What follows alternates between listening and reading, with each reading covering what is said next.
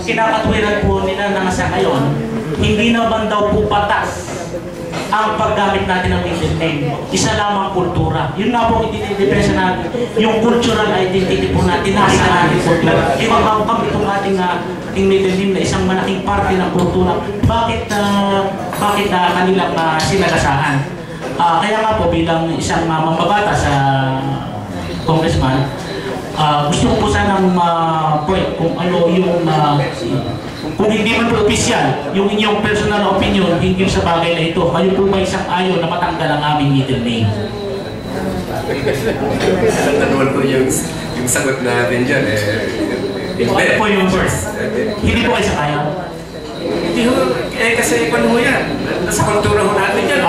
So hindi po kayo isang ayaw na tanggalin ang middle name? So hindi po kayo isang ayaw na tanggalin ang middle name? So hindi po kayo isang ayaw na tanggalin ang middle name? So hindi po kayo isang ayaw na tanggalin ang middle name? So hindi po kayo isang ayaw na tanggalin ang middle name? So hindi po kayo isang ayaw na tanggalin ang middle name? So hindi po kayo isang ayaw na tanggalin ang middle name? Okay.